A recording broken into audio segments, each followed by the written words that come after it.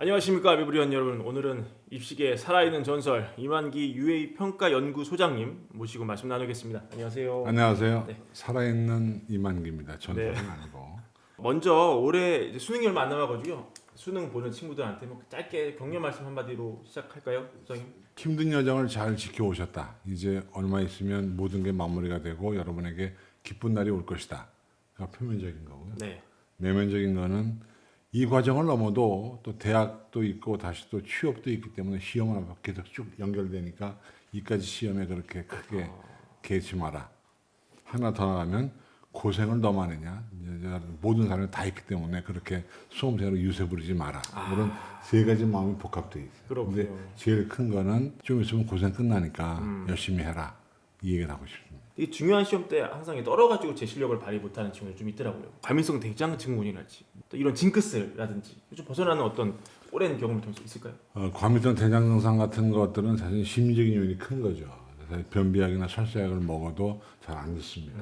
연습을 통해서 견디는 수밖에 다른 도리가 없습니다. 의학적으로 아무리 뭐라고 설명을 해도 실제로 약을 먹어도 안 듣는 판이기 때문에 어쩔 수가 없거든요. 한 가지 방법이 있다면 준비를 철저하게 하면 불안감이 사라지기 때문에 어느 정도 치유가 가능합니다.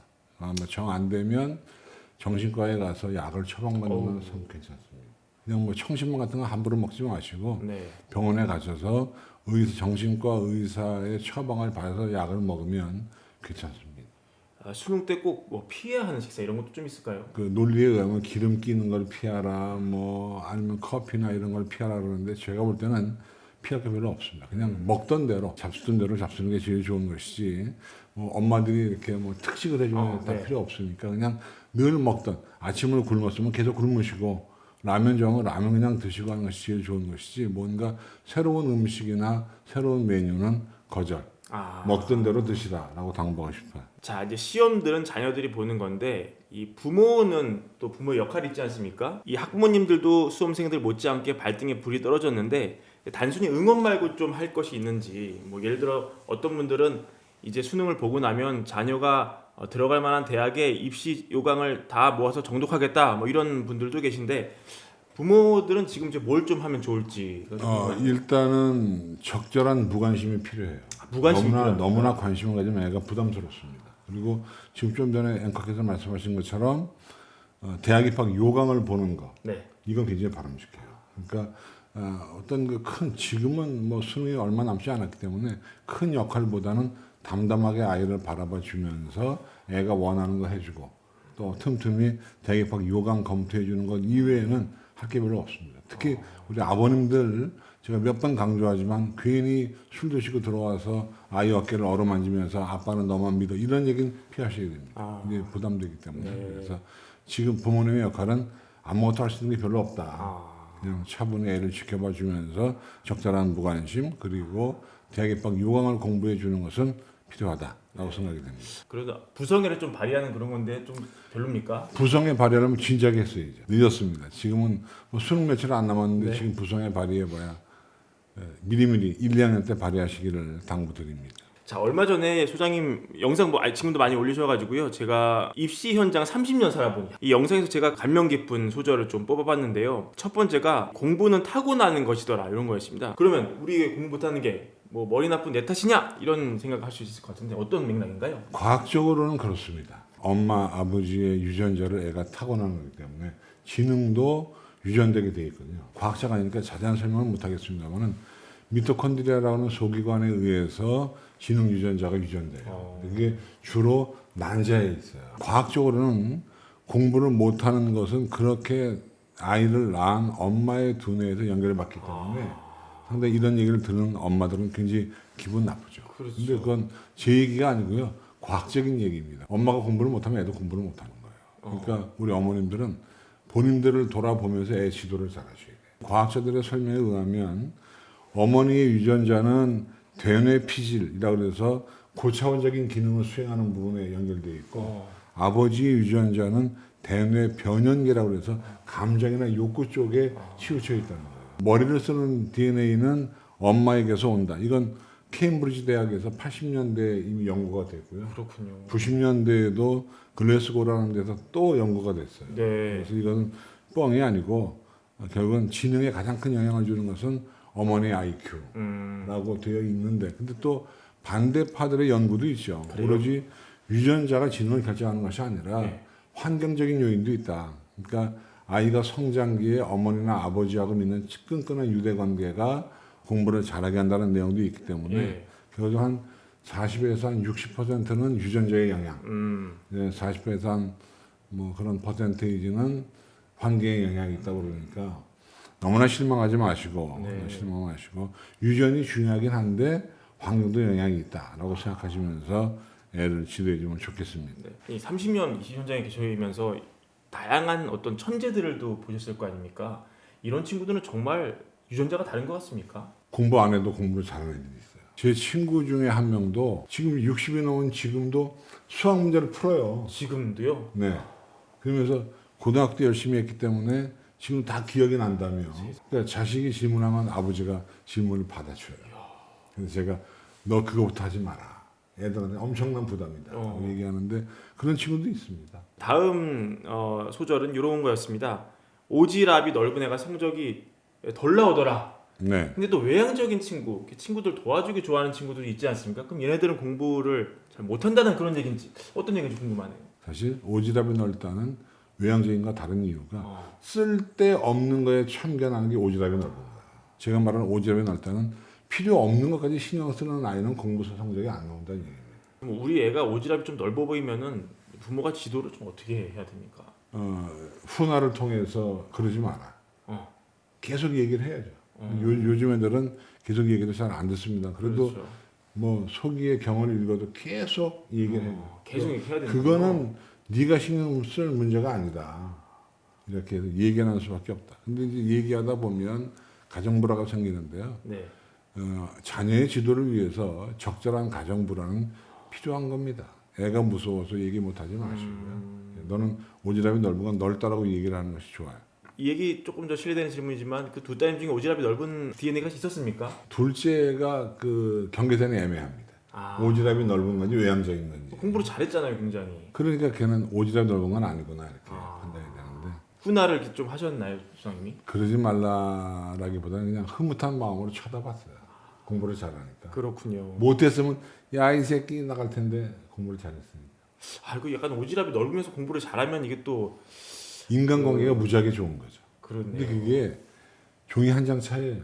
판단이 애매한. 그렇죠. 애매하네요. 세 번째는 조금 더 훈훈한 얘기인데 가족 간의 긍정적인 대화가 많은 집이 성공을 하더라. 이런 얘기였습니다. 요거는 닭이 먼저냐 달걀이 먼저냐의 논리랑 좀 비슷한 것 같은데, 네.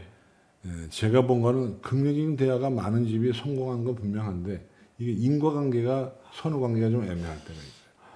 성공했기 때문에 긍정적인 대화가 많은 건지 아니면 긍정적인 대화가 많아서 성공한 건지 모르겠어요. 그러나 결국 아까 우리가 지능도 환경의 영향 이런 걸 따져보면 긍정적인 대화가 많으면 좋은 일이 벌어질 가능성이 높다라고 저는 생각하고 있습니다. 제가 상담을 해보면 네. 어떤 집은 그 아버지하고 엄마하고 애가 와서 상담하는데 제 앞에서 3쿠션으로 싸우는 집도 있어요. 엄마하고 아빠가 싸우고 아빠하고 애가 싸우고 애하고 엄마가 싸우고 그런 집이 있는 거. 어떤 집은요 아빠하고 딸이 왔는데 오자마자 가방에서 태블릿 PC를 딱 꺼내면서 싹 자기가 쳐가지고 저를 딱 보여주고 아빠가 웃으면서 보고 있더라고요. 어젯밤에 정리한 게 그거였어. 자기가 상담할 내용을 태블릿 PC에 딱 정리해서 저를 보여주고 아빠는 어젯밤에 정리한 게 그거였니? 근데 그 친구는 공부를 굉장히 잘했어요. 근데 보면은 제가 주위에서 봐도 가족의 분위기가 좋은 집들이 성적이 높더라라고 표현하지 않고 성공하다고 표현하면 성적이 낮아도 잘 풀리는 집들이 많아요. 거기서 제일 중요한 게 아버지 역할이에요. 엄마한테 밀릴 수밖에 없어요. 왜냐하면 입시 현장에서 어머니는 항상 의사 결정권자고 가정의 CEO예요. 그러니까 아버지가 주도권을 쥐는 것이 그렇게 꼭 긍정적이지는 않지만 아버지 일종 역할을 해주는 것이 필요하죠. 근데 우리나라의 아버지들은 과정에 충실하지 않고 결과를 가지고 엄마까지 잡기 때문에 문제가 되는 거예요. 그러지 말고 참여해서 어릴 때부터 애들을 같이 좀 관리해 주는 거 필요하다고 생각해요. 하다못해 학원에 애를 태우고 갈 때도 가능하면 엄마 아빠가 같이 애를 태워 내려주고 돌아오는 게 엄마 아빠가 차 한잔하고 돌아오는 이런 자세가 좀 필요하다고 봅니다. 저희가 다른 콘텐츠에서 고교학점제 관련 내용 좀 다뤄본 적이 있는데 우리 소장님께 그 내용을 듣는 게 가장 정확할 것 같습니다. 어떤 분들은 고교학점제가 도입되면 1학년 성적이 중요하니까 그래서 더 이 1학년은 성적을 위해 선행을 중학교 때 더 강하게 해야 된다. 1학년 때 올인해야 된다. 이런 얘기를 하던데 좀 어떤 일리도 있어요. 왜냐면 이제 고교 학점제가 되면 학점제가 지금 중1부터 본격적으로 시작이 되는데 네. 물론 중2, 중3은 예비 시행이고 그런데 1학년 과목은 공통 과목은 상대 평가로 나와요. 2, 3학년에 일반 선택, 진로 선택, 융합 선택은 성취도 평가가 성취 평가제라고 해서 절대 평가로 나옵니다. ABC, ABC. 네.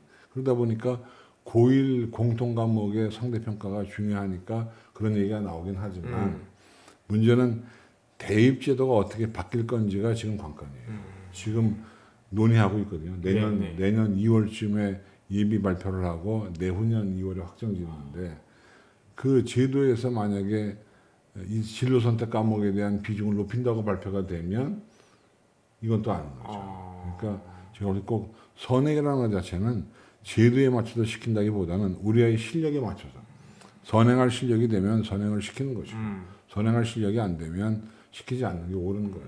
그러니까 예를 들면 우리가 진도를 나간다는 거하고 네. 선행을 한다는 거하고 안다는 건 별개의 문제거든요.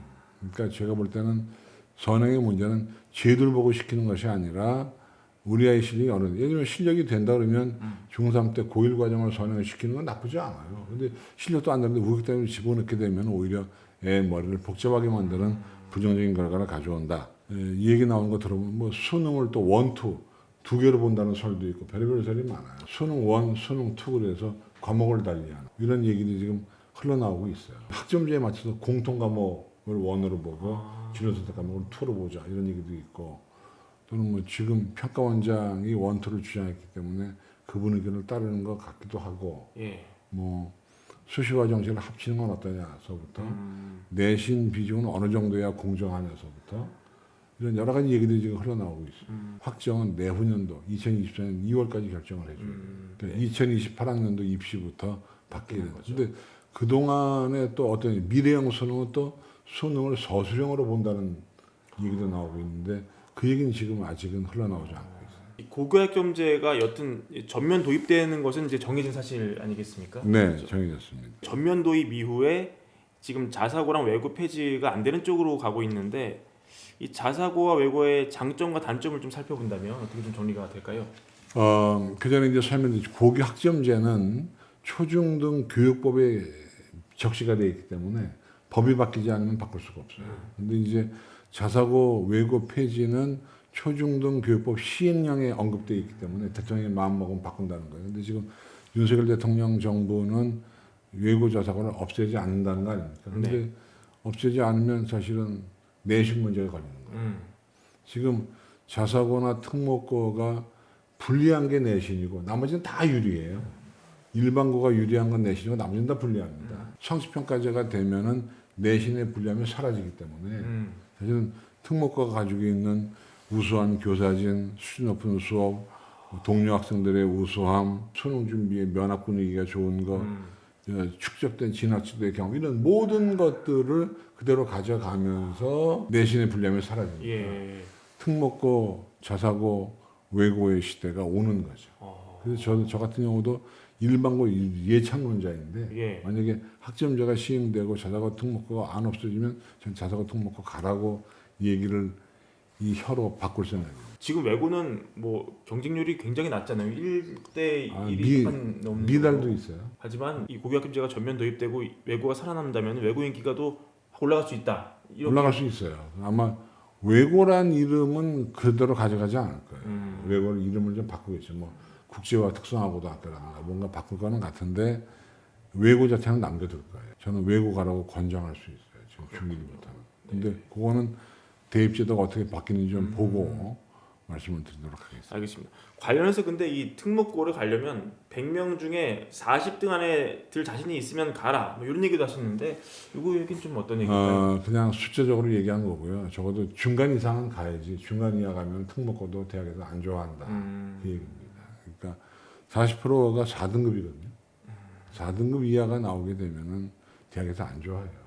성실하지 않다 이렇게 보기 때문에 특목고는 40% 이내는 드는 것이 유리하지 않냐라고 얘기를 하는 거예요. 현실적으로 뭐 외고 중에 가장 좋은 외고면 뭐 대원외고가 될 텐데요. 대원외고에서 그러면 이 4등급 밖에 벗어난 뭐 5등급, 6등급이면 현실적으로 대학을 좀 어디 정도 갑니까? 학종으로 가기는 쉽지 않아요. 논술이나 수능으로 갑니다. 다행히 이제 정시 모집이 40% 확대가 됐기 때문에 다행이지. 네. 대원외고라도 5등급 이하가 나오면 논술 이외에는 수시 모집에 붙기가 그렇게 넉넉한 게 아닙니다. 인서울이야 가겠습니다만 서열 안에 드는 대학 가기는 쉽지 않죠. 옛날에는 블라인드가 없을 때는 예. 대원외고라 그러면 어드밴티지가 주어졌어요. 근데 지금은 블라인드 하기 때문에 대원외고를 어드밴티지 줄 수가 없어요. 과학고도 마찬가지로 5등급, 6등급 받는 친구들은 같은 제가 듣기로는 과학고도 5, 6등급 받으면 대학에서 안 좋아하는 걸로 알고 있습니다. 블라인드 평가가 되면서 3년 차거든요. 입시 현장이 상당히 어려워요. 특히 강남이나 이런 쪽 애들이 피해보는 것도 있습니다. 블라인드 평가가 되니까 학교를 모르니까 어떤 분은 뭐 딱 보면 안다는데 그건 다 뻥이고요. 모른단 말이에요. 내신이 안 나오는 학교는 약간 손해보는 면이 없지 않아 있습니다. 주택 마련 주식 대박 매불이 하나면 오케이입니다. 매불이 구독 누르시면 부자 됩니다. 좋아요 누르시면 더 부자 됩니다.